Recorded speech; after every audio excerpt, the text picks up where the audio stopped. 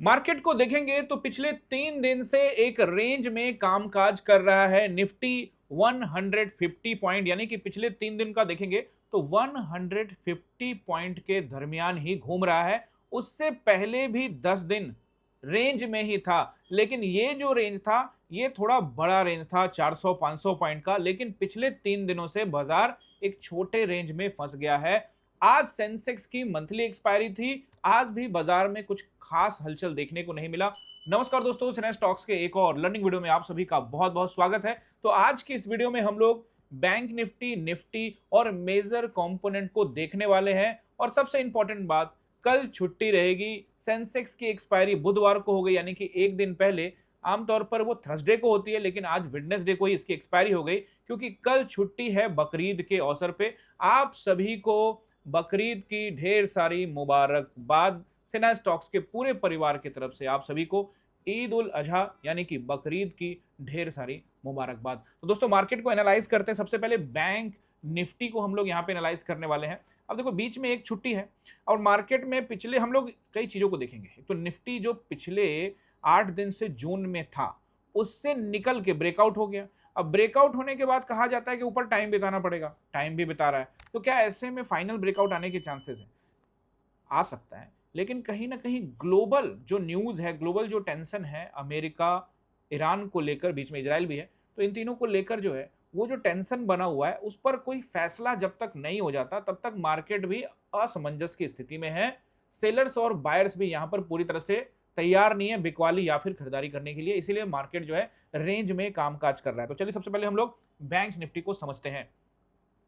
Bank Nifty जब खुलेगा, यानी कि शुक्रवार के लिए हम एनालाइज कर रहे हैं यहाँ पे। अभी आप देखो कि बैंक निफ्टी 239 पॉइंट डाउन है, यानी कि आप देखेंगे 2 दिन पहले जो ये ग्रीन कैंडल नजर आ रहा है, यहाँ पे 1200 पॉइंट की बढ़त हासिल हुई थी।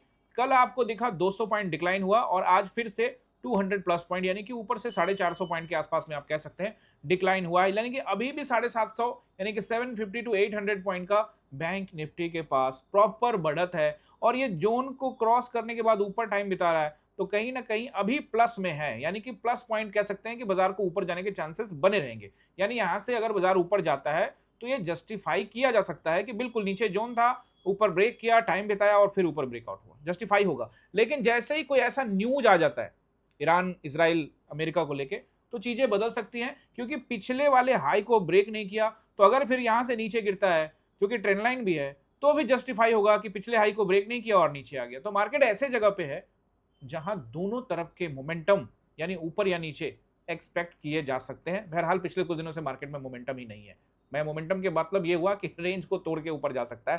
वैसे अगर मार्केट रेंज में भी रहे और मोमेंटम हो तो ऑप्शन बायर्स का भला हो जाए, लेकिन सेलर्स का प्लान होता है, ऑपरेटर्स का प्लान होता है, आप समझ सकते हैं। चलिए हम बैंक निफ्टी की तरफ चलते हैं। तो बैंक निफ्टी को हम लोग यहाँ पे, बैंक निफ्टी को एक बार एनालाइज करते हैं। देखिए, अगर आप बैंक निफ्टी को देखेंगे तो बैंक निफ्टी यहाँ पे 54,850 के आसपास में क्लोजिंग हुआ है। तो मुझे लगता है कि जो सबसे पहला रेसिस्टेंस यहाँ पे रहेगा वो राउंड नंबर ही रहेगा, एंड दैट इज 55,000। ठीक है, 55,000 का पहला राउंड नंबर यहाँ पे देखने को मिलेगा। अगर इसके ऊपर जाता है तो आज का हाई आप लगा सकते हैं। वैसे 55,300 के आसपास का जो नंबर रहेगा वो सही रहेगा, और उसके ऊपर जाता है तो 55,500 के आसपास का नंबर। इसके ऊपर कोई न्यूज बेस्ड होता है तो जरूर जाएगा, और न्यूज हुआ तो उसको भी ब्रेक करता हुआ नजर आ सकता है। तो फिर 55,700 के आसपास का एरिया आप नोट यहाँ पे कर सकते हैं। अगर आप ये जो रेड कैंडल है जो कि कल बना था 26 मई को, इसका हाई देखेंगे तो इसका हाई है 55,536। तो ये बड़ा इंपॉर्टेंट है। तो यानी कि ये जो नंबर बताया 55,500 का एरिया, ये इंपॉर्टेंट, अगर इसको ब्रेक करता है तो एक चांस लेगा जो कि इसको लेके जा सकता है 700 की तरफ। तो फिलहाल इसके ऊपर अभी बिना किसी न्यूज के तो इतना हलचल देखने को नहीं मिलने वाला। अब देखते हैं सपोर्ट। सपोर्ट को देखते हैं तो पहला सपोर्ट जो मुझे नजर आता है वो रहेगा 54,700 के आसपास का एरिया। देखो, जब भी मैं 700 के आसपास का एरिया बोलता हूँ ना, तो ऊपर 20-30 पॉइंट ऊपर नीचे हो सकता है। बैंक निफ्टी में 50 पॉइंट का भी अंतराल हो सकता है, बड़ा कंपोनेंट है। अगर नीचे की तरफ देखते हैं और इसको भी ब्रेक करके नीचे जाता है तो 54,500 के आसपास का एरिया, और फिर 54,300 के आसपास का एरिया। आज का जो लो है वो है 54,700 का एरिया। यानी कि अगर इसको ब्रेक करता है, आज का जो लो है, कल उसको अगर ब्रेक करता है तो हम नेक्स्ट चांस बनेगा ये, और उसके बाद ये। तो इसके नीचे भी अभी जाता हुआ नहीं दिख सकता है, नहीं दिख रहा है फिलहाल, लेकिन ग्रीन कैंडल का अगर आप लो देखते हैं तो ये है लगभग 54,500, यानी ये जो 500 है इसके ज़्यादा नीचे तो जाने की संभावना कम है, लेकिन इसको ब्रेक करता है तो यहाँ, और नहीं तो फिर आखिरी पड़ाव को अगर आप देखेंगे तो ये जो 5-4 जो आपको यहाँ पे नजर आ रहा है 8-10 कैंडल, इसका जो हाईएस्ट एरिया है वहां तक पहुंच सकता है, वो लगभग लगभग आपको 300 के आसपास के एरिया, तो मुझे लगता है कि ये एनफ होगा। अगर तेज बिकवाली हो जाए कुछ न्यूज की वजह से तो फिर और नीचे आएगा, और ऐसे में आपको नेक्स्ट नंबर आप नोट कर सकते हैं, एंड दैट इज 54,000 का राउंड नंबर। वो भी न्यूज कोई अच्छा आ जाए, मतलब किसी प्रकार का मार्केट के लिए नीचे जाने के लिए, या फिर किसी प्रकार का कोई न्यूज़ आए ईरान इसराइल को लेके, अमेरिका को लेके, तो मार्केट रिएक्ट करता हुआ नजर आ सकता है। तो अब यहाँ पर हम लोग देख लेते हैं एचडीएफसी को। एचडीएफसी को देखते हैं दोस्तों। तो एचडीएफसी को लेकर मैंने पिछले कई दिनों से लगातार मैं बोल रहा हूँ कि ऊपर ग्रीन कैंडल बनाता तो है, बट अभी अपने को ऊपर का ट्रस्ट नहीं है। बट स्टिल दोस्तों, एचडीएफसी बैंक में मैं आपको थोड़ा डिटेल में यहाँ समझाता हूँ। ऊपरी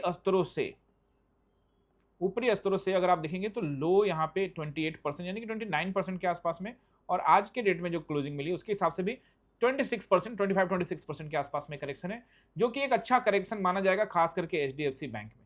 दोस्तों यहाँ पर एक और चीज पे हम लोग निगाह डाल सकते हैं, और वो ये है कि एचडीएफसी बैंक के अलावा बात कर रहा हूँ। एचडीएफसी बैंक को तो मैं अभी एक बार बता देता हूँ, उसके बाद फिर दूसरी चीज पे चलते हैं। एचडीएफसी बैंक को अगर आप देखेंगे तो एचडीएफसी बैंक तो मुझे यहाँ से नीचे की तरफ, मतलब चार्ट के आधार पे देखेंगे तो एकदम दबाव के साथ में गैप डाउन और नीचे की तरफ खुलता हुआ नजर आ रहा है, या बहुत तेजी के साथ नीचे जाता हुआ नजर आ सकता है। चार्ट देखकर न्यूज आए तो शायद पलटी मार जाए। और जो पॉइंट मैं आपको बताने वाला हूं, एक बार मैं आप लोगों को बैंक बता देता हूं, यानी कि आईसीआईसी का चार्ट देखकर थोड़ा सा आप ये कह सकते हो कि यहाँ से ग्रीन कैंडल का एडवांटेज है, तो थोड़ा रुकेगा, ज्यादा ऊपर तो नहीं जाएगा, लेकिन ग्रीन कैंडल बना सकता है। लेकिन चार्ट को अगर ध्यान से देखते हैं, बियरिश चार्ट ही नजर आ रहा है। और रिलायंस को लेकर तो मैं आपको पहले भी बता रहा हूं कि मैं इस पर बियरिश ही हूं, जब तक ये जो 1360 के ऊपर ये क्लोजिंग दे नहीं पा रहा, उसके ऊपर क्लोजिंग दे और उस पर टाइम बिता के ब्रेकआउट दे तब तक। और अभी नीचे भी ज्यादा नहीं आया, क्योंकि वो back to back 2 monthly expiry भी है हो चुकी। आज देखा आपने, सेंसेक्स की एक्सपायरी थी, रेंज में रहा बाजार, तो कहीं ना कहीं आज इसके अंदर में भी खूब मैनिपुलेशन हुआ, निफ्टी के मैनिपुलेट करने के लिए, सेंसेक्स को मैनिपुलेट करने के लिए इसके अंदर में भी उतार चढ़ाव देखने को मिला। जबरदस्ती का कैंडल को ऊपर खींच रहे, नीचे खींच रहे, सिंपल रिटेलर्स को ट्रैप करने के लिए। तो रिलायंस को देखकर भी नीचे की तरफ ज़्यादा झुकाव लगता है। वैसे इन्वर्टेड हैमर कैंडल इससे पहले कल भी था, बट अब इन्वर्टेड हैमर कैंडल भी यहाँ पर एग्जैक्ट बताना तो थोड़ा सा मुश्किल है, लेकिन चार्ट देखकर तो नीचे की तरफ ही नजर आता है। एक्सिस बैंक में भी आप देखेंगे सुबह में थोड़ा सा तेजी देखने को मिला, लेकिन बाद में फिर थोड़ा सा नीचे आया। तो सब मैनिपुलेशन टाइप का ही आज हुआ है, कल भी ऐसा ही कुछ हुआ था। तो एक्सिस बैंक को देखकर तो अभी कंफ्यूजन है, एक्जैक्टली आप नहीं बता सकते कि नीचे भी ऊपर, क्योंकि इन्वर्टेड हैमर कैंडल जो कि बुलिश है लेकिन ऊपर बना हुआ है, तो अभी कंफ्यूजन है। एसबीआई को लेकर मैं आपको पहले बता चुका हूँ कि एसबीआई को लेकर मैं अभी फिलहाल और नीचे देखता हूँ एसबीआई को, क्योंकि ये सब एरिया जो है ये रेसिस्टेंस का एरिया है। आईटी में बात करें तो आईटी को लेकर तो आपको जब तक पिछले हाई को ब्रेक ना करे तब तक इसमें बियरिश रहने का ही सही रहेगा फैसला। और एयरटेल को अगर आप देखते हैं तो एयरटेल के अंदर में लगातार गिरावट देखने को मिली पिछले 6 दिनों से, और उसके बाद आज थोड़ा सा उछाल देखने को मिला, लेकिन उसके बाद फिर जाते जाते वापस से बेच के गए हैं। कैंडल जो बनाया है वो बनाया है इन्वर्टेड हैमर कैंडल, जो कि एक बुलिश कैंडल होता है, लेकिन फिलहाल अभी विश्वास करने का इस पर दिल बिल्कुल भी नहीं कर रहा है। एग्जैक्टली तो मैं नहीं कह सकता कि नीचे ऊपर दिख रहा है, लेकिन इस कैंडलों को देखते हुए अभी ऊपर का विश्वास तो नहीं है। नीचे थोड़ा साइडवेज रहे अलग मैटर है, बिकवाली होगी तो वही ज़्यादा अच्छा यहाँ पे चार्ट पर नजर आ रहा है। टीसीएस को देखते हैं तो टीसीएस भी वैसा ही है, सेम टू सेम दबाव में ही नजर आ रहा है अभी तक, जब तक कि पिछले हाई को ना ब्रेक करे ये सब कंपोनेंट जो है आपको दबाव में ही नजर आएंगे। हीरो मोटर को आपको देखते हैं मोटर सेगमेंट में, तो आज थोड़ा सा कैंडल अच्छा बनाया है, बट स्टिल जब तक कि पिछले हाई को ब्रेक नहीं करे तो हर उछाल पर यहाँ पर बिकवाली होने की संभावना अभी फिलहाल नजर आती है, जब तक कि कोई ऑटो सेक्टर को लेकर गुड न्यूज या कुछ ऐसा ना आए। बात समझ रहे? अब हम लोग देख लेते हैं निफ्टी को। उससे पहले कि जैसा कि मैंने आपको बताया कि यहाँ पर आपको दोस्तों ये समझना पड़ेगा कि ईरान, इजराइल और जो अमेरिका को लेके बीच में जो कन्फ्लिक्ट हो रहा है, ज्यादातर लोग आपको यही कह रहे हैं कि उसका असर है भारतीय बाजार पे। लेकिन दोस्तों भारतीय बाजार पे जो असर है वो ईरान, इजराइल, अमेरिका का ठीक है, मार्च के महीने में तो असर आप कह सकते हो, लेकिन उससे पहले भी भारतीय बाजार ने जो गुल खिलाए हैं, आप देखेंगे निफ्टी को यहाँ पे अक्टूबर में, यानी कि अक्टूबर की शुरुआत में या सितंबर के लास्ट में 27 सितंबर 2024 को जबरदस्त गिरावट देखने को मिली थी। इसका मतलब साफ साफ है कि बाजार अभी वैसा नहीं चल रहा है जैसा आप एक्सपेक्ट करना चाहते हैं। इंडेक्स भी अभी मैनेज नहीं हो पा रहा है, और सबसे इंपॉर्टेंट जो बात है जो आपको जाननी चाहिए कि भारत को पछाड़ कर ताइवान जैसा, जिसका आबादी मुश्किल से मुश्किल 2-2.5 करोड़ के आसपास में है, वहां भी तो वो देश भी भारत को स्टॉक मार्केट में पछाड़ के ऊपर निकल चुका है। दूसरी, एक तो ये बात है, और दूसरी जो बात है कि भारत की अब कोई भी कंपनी टॉप 100 कंपनी नहीं रह गई है। भारत में जो रिलायंस कंपनी थी पिछले साल 50-60 के बीच में 57 नंबर पे चल रही थी, और अब रिलायंस जो है वो 100 में भी नहीं है, 150 के आसपास में आ चुकी है। टॉप 100 कंपनियों में टीसीएस, एचडीएफसी और रिलायंस थी, जो भारत दुनिया भर के टॉप 100 कंपनियों में आती थी।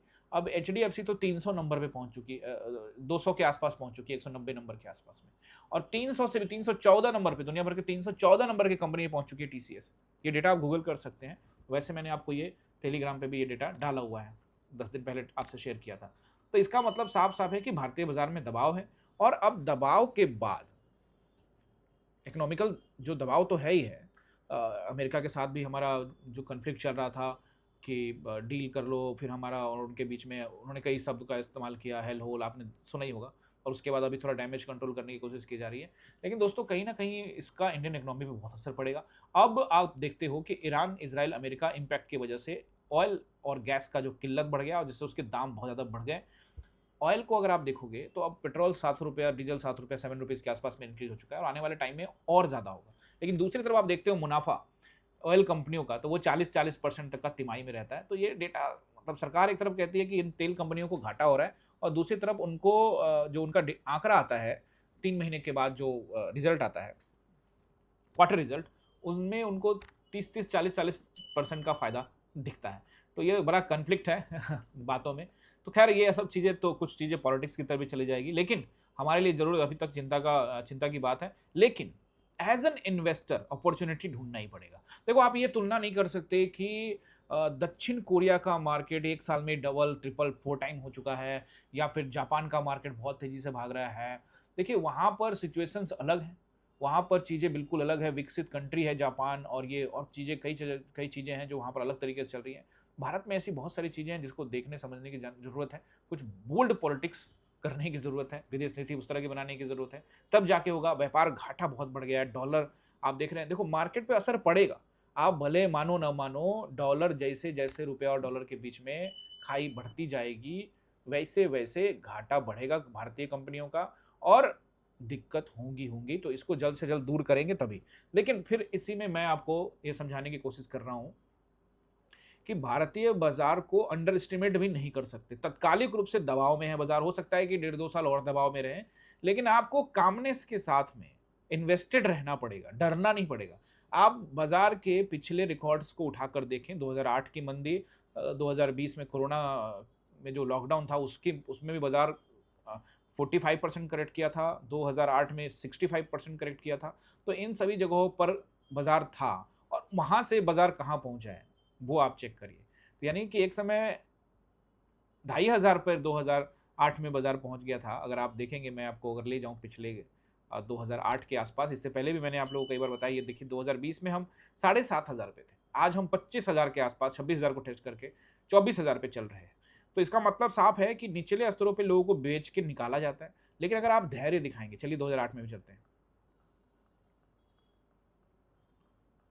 ये देखिए 2008 से 2009 का वो दौर देखिए, यहाँ पर निफ्टी 2,500 पे आ गया था, इवन 2,500 से भी नीचे, 2,500 का निफ्टी 2008-9 के बीच में, 2008-9 के मतलब 2008 के अंत तक 2,300, 200 के आसपास का 2,200-2,300 का निफ्टी आज 10 गुना से भी ज्यादा बैठा हुआ है।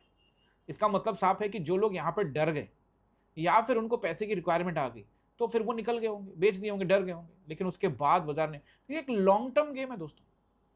2008 से 2026 आ गया, मतलब कि इन 18 सालों में अगर आप देखेंगे, 18 साल में आपको दुनिया का कोई भी बैंक, कोई भी धंधा इस तरह का पैसा नहीं दे सकता जो आपको स्टॉक मार्केट दे सकता है।